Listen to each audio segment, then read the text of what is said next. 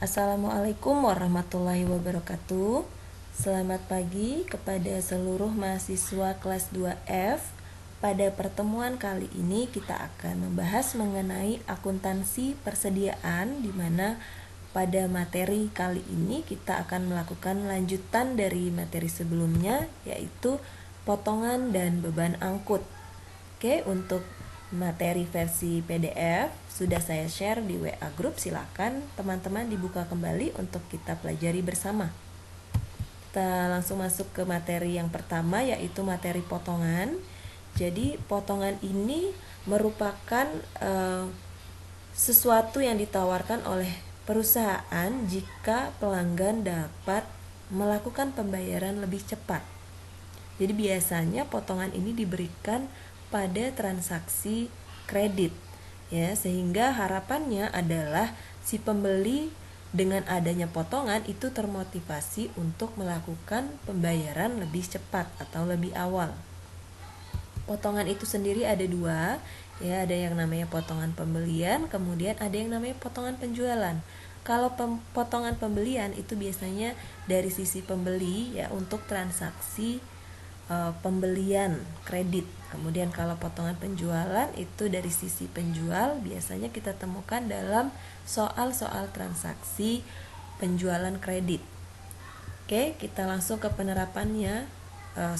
Sebelumnya saya ingin jelaskan sedikit mengenai termin kredit, ya. Di sini seringkali mahasiswa bertanya mengenai termin kredit. Jadi ada termin seperti ini, 2/10 N/30. Seringkali kita dapati dalam soal seperti ini. Jadi maksudnya apa sih 2/10 dan N/30 ini?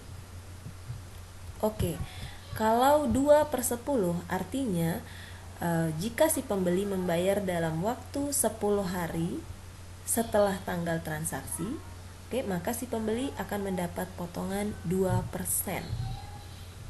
Jadi 2% ini adalah potongan pembelian, ya, yang didapatkan oleh pembeli jika si pembeli dapat melakukan pembayaran 10 hari setelah tanggal transaksi. Jadi misalnya transaksi dilakukan tanggal 1, maka kita hitung mulai dari tanggal setelah transaksinya, yaitu tanggal 2. Tanggal 2 sampai 10 hari ke depan itu adalah periode potongan 2%. Jika melebihi dari 10 hari sejak tanggal 1, maka tidak mendapat potongan, dengan arti si pembeli membayar sesuai hutangnya di awal. Kemudian apa arti N/30? N/30 itu adalah jangka waktu pembayaran hutang. Artinya utang itu harus dibayarkan dalam waktu 30 hari setelah tanggal transaksi. Yang perlu teman-teman pahami di sini, seringkali mahasiswa bertanya apakah 2/10 itu adalah nilai yang baku. Artinya setiap soal transaksi selalu menggunakan nilai 2/10. Sebenarnya tidak. Jadi nilai termin kredit itu tergantung dari perusahaan, ya. Jadi tidak baku hanya 2/10, bisa saja 2/15 atau 3/10 atau 3/15. Itu tergantung dari perusahaan mau menggunakan berapa untuk termin kreditnya. Kemudian kita masuk ke dalam penerapan pada jurnal. Untuk potongan pembelian, ya, saya berikan dulu soal pembeliannya. Jadi kalau untuk potongan pembelian itu biasanya berkaitan dengan transaksi sebelumnya, transaksi pembelian.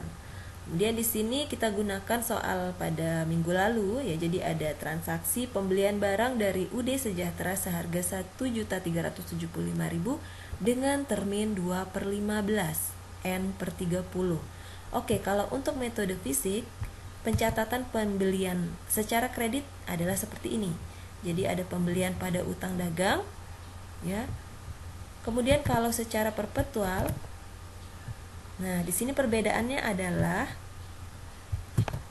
akun yang digunakan di sebelah debit adalah persediaan. Jadi seperti yang sudah dijelaskan minggu lalu ya pada transaksi pembelian kredit, bahwa perpetual itu karakteristiknya adalah selalu mencatatkan akun persediaan untuk transaksi pembelian, penjualan, ya, itu harus selalu mencatatkan akun persediaan di sini.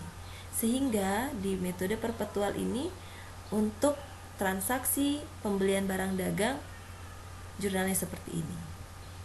Kemudian bagaimana untuk transaksi potongan pembelian? Oke, di sini ada soal 12 Juli dibayar utang atas transaksi tanggal 2 Juli.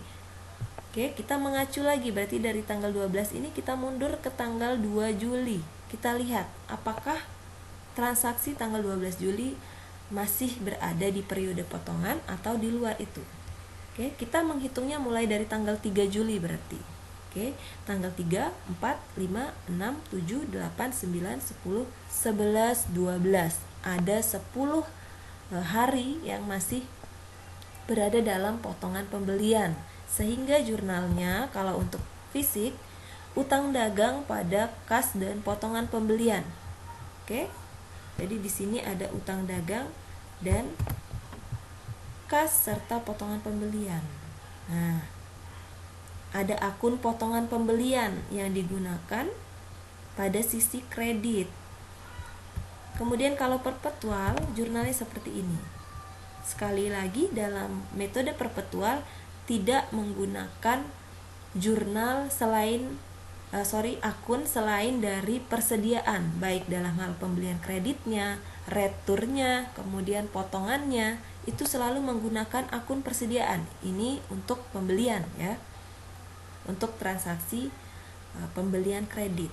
Jadi tidak ada akun retur pembelian, tidak ada akun potongan pembelian, ya, tidak ada akun biaya angkut pembelian, semua dirangkum pada satu akun, yaitu akun persediaan barang dagang. Oke. Sehingga untuk potongan pembelian di metode fisik diganti dengan persediaan barang dagang di metode perpetual. Kemudian untuk menghitung rumus potongan ya, untuk menghitung potongan maksud saya, tinggal mengkalikan 2% dari nilai yang terhutang, barang yang terhutang. Oke, maka ketemulah 27.500. Ini untuk jurnal jika membayar di periode potongan. Bagaimana jika lebih dari 15 hari sejak tanggal transaksi? Oke. Contohnya ya, ini soal untuk pembeliannya sama dengan yang di depan, tapi dia melakukan pembayaran melebihi 15 hari masa potongan, maka jurnalnya seperti ini. Kita gunakan tanggal 18 Juli dibayar utangnya. Berarti 18 Juli kalau dari tanggal 3 kita hitungnya itu lebih dari 15 hari. Sehingga kalau untuk metode fisik jurnalnya adalah biasa utang dagang pada kas ya. Jadi tidak ada memasukkan akun potongan. Begitu juga dengan metode perpetual, utang dagang pada kas, tidak ada memasukkan akun persediaan barang dagang. Oke, jurnalnya sama. Ini untuk transaksi potongan pembelian yang melebihi periode potongan. Oke, kemudian kita masuk ke penjualan kredit ya. Pada transaksi penjualan kredit, bagaimana untuk penerapan potongan penjualannya? Pertama kita gunakan soal dulu ya. Di sini ada soal dijual barang dagang kepada toko A dengan termin 2/10 N/30. Jadi kalau yang tadi 2/15, yang ini kita gunakan 2/10. Oke, yang pertama kita catat dulu untuk penjualannya ya. Ini sebenarnya sudah dijelaskan pada minggu lalu, tapi untuk keterkaitan dengan transaksi potongan perlu ditampilkan lagi. Sehingga jurnalnya untuk metode fisik seperti ini, piutang dagang pada penjualan ya, karena adanya transaksi kredit sehingga piutang di debit, kemudian bertambah untuk transaksi penjualan di sebelah kredit. Kemudian untuk metode perpetual ya, sekali lagi untuk metode perpetual untuk transaksi penjualan dilakukan 2 jurnal. Yang pertama kita melakukan untuk jurnal pengakuan penjualan ya. Yang kedua adalah kita mencatat untuk adanya barang yang keluar. karena kita menjual barang, berarti barang di gudang keluar, sehingga persediaan di sini dikreditkan atau berkurang.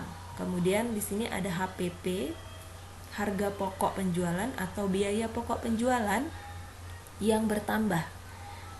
Ya, jadi pada saat persediaan barang dagang belum terjual, itu kita anggap sebagai aset. Ya, ketika dia terjual, kita anggap dia sebagai beban, sehingga di sini muncullah HPP atau beban pokok penjualan. Ya, penjelasan lebih lanjutnya itu minggu lalu ya untuk terkait penjualan kredit. Kemudian kita fokus ke materi transaksi potongan penjualan. Oke, di sini saya gunakan 13 Juli diterima pembayaran atas transaksi tanggal 3 Juli.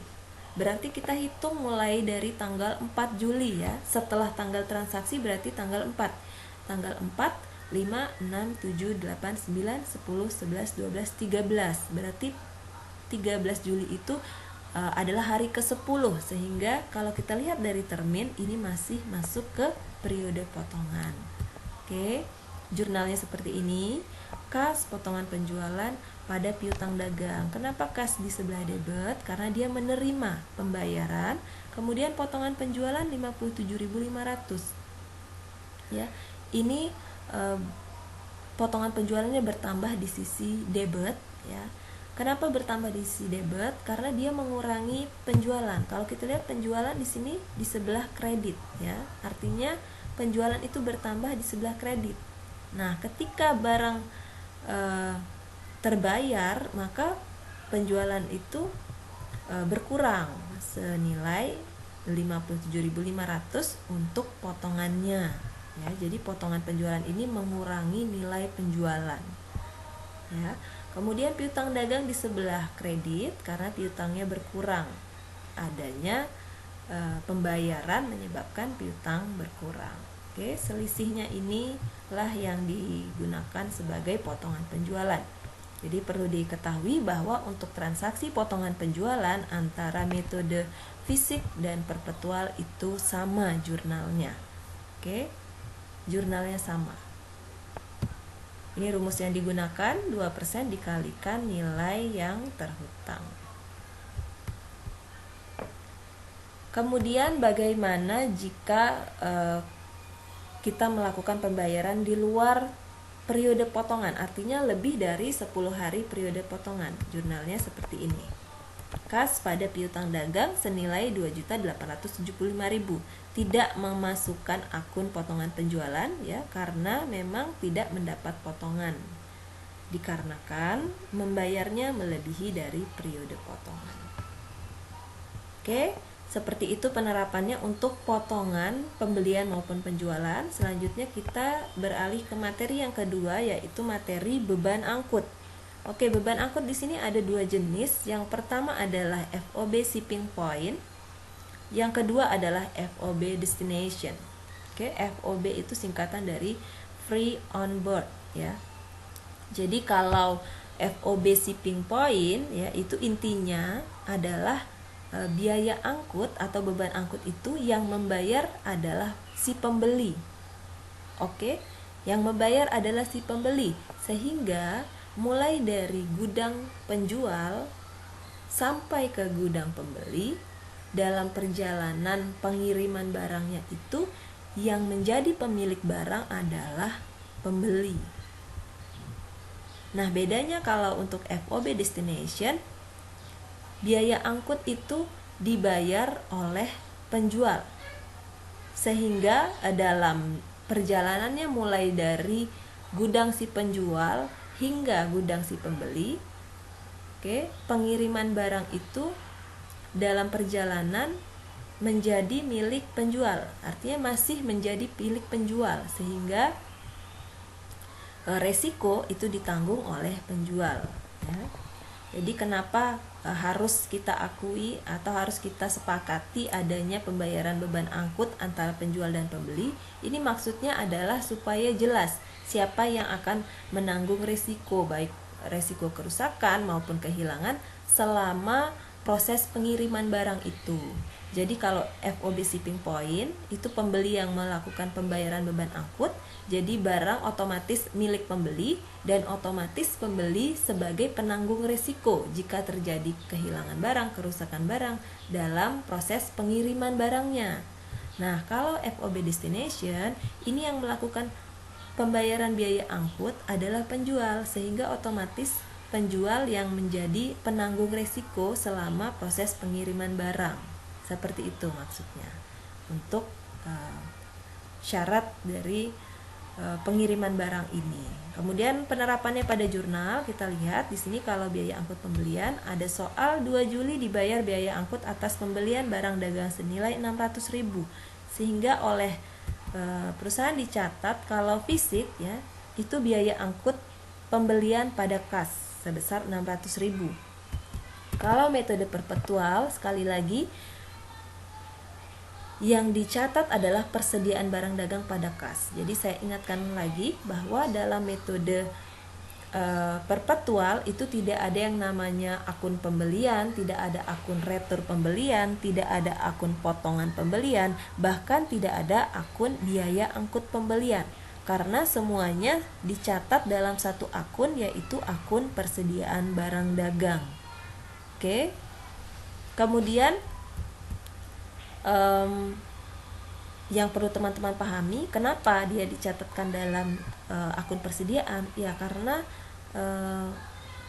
biaya angkut yang dibayarkan oleh pembeli itu akan menambah dari nilai persediaan, atau akan menambah nilai barang yang sudah terbeli itu, sehingga dicatatlah dalam suatu akun, di sini akun persediaan seperti ini.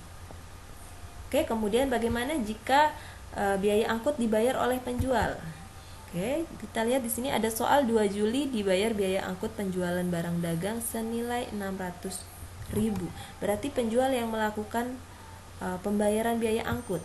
Kalau metode fisik ini cara mencatatnya adalah biaya angkut penjualan 600.000 pada kas 600.000. Kemudian kalau untuk perpetual, di sini jurnalnya sama ya. Antara fisik maupun perpetual jurnalnya sama, yaitu mencatatkan biaya angkut penjualan. Kenapa? Karena bagi penjual biaya angkut itu diakui sebagai biaya operasi, sehingga tetap di sini yang dicatatkan adalah akun biaya angkut penjualan. Oke? Jadi untuk potongan penjualan dan biaya angkut penjualan, kalau di metode perpetual, kalau di transaksi tersebut antara metode fisik dan perpetual jurnalnya sama. Oke, seperti itu. Sekian untuk penjelasan mengenai akuntansi persediaan part kedua. Selebihnya kita dapat diskusikan pada WA group, dan terima kasih atas perhatiannya. Wassalamualaikum warahmatullahi wabarakatuh.